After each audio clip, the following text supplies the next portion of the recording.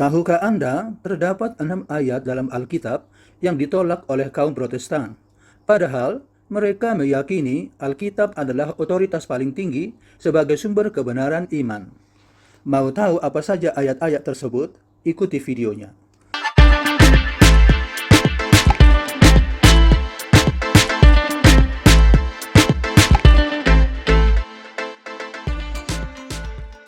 Dilansir dari berbagai sumber, termasuk John Bergsma dari St. Paul Center, inilah dia 6 ayat dalam Alkitab yang ditolak oleh kaum Protestan dan wajib dipahami oleh umat Katolik. Pertama, 1 Timotius 3 ayat 15.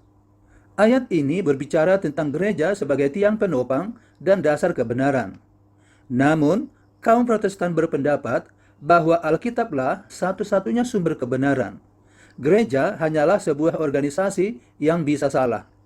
Bahkan menurut mereka, Alkitab adalah otoritas tertinggi dalam memahami iman. Tidak ada yang boleh diimani jika tidak tertulis dalam Alkitab. Kedua, 2 Tesalonika 2 ayat 15. Ayat ini berbicara tentang tradisi lisan. Bagi kaum Protestan, tradisi tidak berguna. Tradisi hanyalah buatan manusia. Yang paling penting adalah Alkitab. Bahkan Protestan sangat meyakini bahwa Alkitab adalah firman Allah. Sebaliknya, Gereja Katolik mengajarkan bahwa tradisi lisan sama pentingnya dengan tradisi tertulis atau Alkitab. Sebab, sebelum ada Alkitab seperti wujudnya yang sekarang, terlebih dahulu ada tradisi lisan. Sejarah mencatat, Alkitab baru ada pada abad keempat, setelah dikanon dalam Konsili Kartago. Sedangkan tradisi lisan sudah ada dan dipraktekkan sejak gereja mula-mula ada pada abad pertama. Ketiga, 2 Petrus 1 ayat 20. Ayat ini berbicara tentang pelarangan menafsir kitab suci menurut kehendak sendiri. Dengan kata lain, hanya yang berotoritaslah yang boleh menafsir kitab suci. Dalam gereja Katolik, magisteriumlah yang diberi kuasa mengajar dan menafsir kitab suci.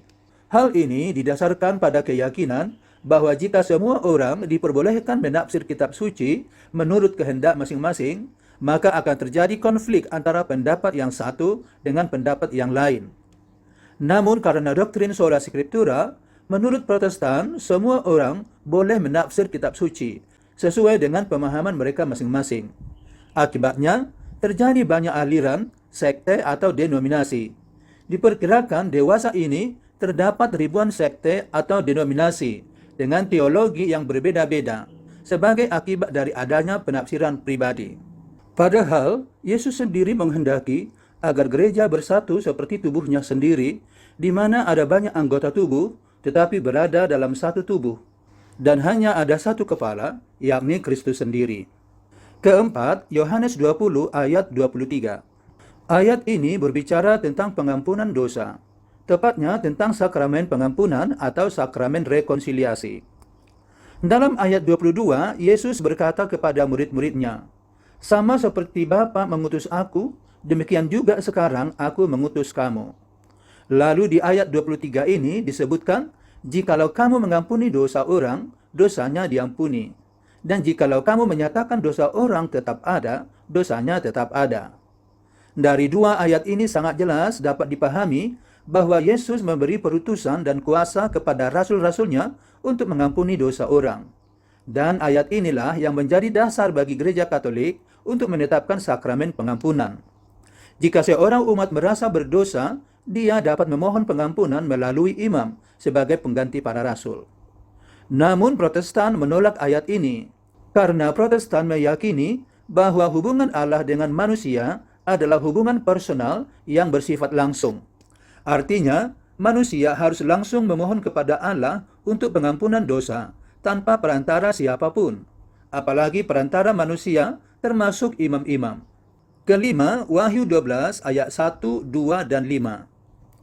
Pada intinya, ayat ini berbicara tentang Bunda Maria sebagai Ratu Surga. Memang ayat-ayat ini tidak eksplisit menyebut Bunda Maria, akan tetapi Gereja Katolik meyakini apa yang divisualkan dalam ayat-ayat ini adalah Bunda Maria. Namun, kaum Protestan menolak hal ini dengan alasan Maria meskipun adalah ibunya Yesus, tidak mungkin menjadi ratu surga, sebab Maria sama seperti manusia lainnya adalah manusia berdosa. Mana mungkin manusia berdosa menjadi ratu surga, sanggah kaum Protestan. Namun seringkali kaum Protestan tidak bisa memberi jawaban sebenarnya siapa perempuan yang digambarkan dalam ayat-ayat ini. Keenam, Yohanes 6 ayat 51. Ayat ini sesungguhnya berbicara tentang Ekaristi. Ekaristi adalah tanda kehadiran Kristus secara nyata dan substansial dalam rupa roti dan anggur. Sesuai dengan Katekismus Gereja Katolik atau KGK 1374, Gereja Katolik mengajarkan bahwa setelah imam mengucapkan doa konsekrasi, inilah tubuhku dan inilah darahku, Tuhan secara ajaib mengubah roti dan anggur menjadi tubuh dan darahnya. Yohanes 6 ayat 51 ini adalah dasar yang sangat kokoh bagi Gereja Katolik untuk menetapkan sakramen Ekaristi. Ayat ini kemudian diperkuat oleh ayat-ayat berikutnya, yakni ayat 53 hingga ayat 58. Namun kaum Protestan menolak ajaran ini, dan bahkan sakramen Ekaristi tidak ditemukan dalam gereja Protestan. Yang ada adalah ritual perjamuan kudus. Itu pun hanya sekedar simbol untuk memperingati perjamuan malam terakhir Yesus dengan para rasul. Yang parahnya lagi, kaum Protestan malah lebih mengikuti kaum Yahudi yang tidak percaya pada Yesus seperti yang tertulis pada ayat 52. Bagaimana Yesus ini dapat memberikan dagingnya untuk dimakan? Baiklah pemirsa, demikian diskusi kita kali ini. Silakan berikan like dan komentar Anda. Thank you very much for watching.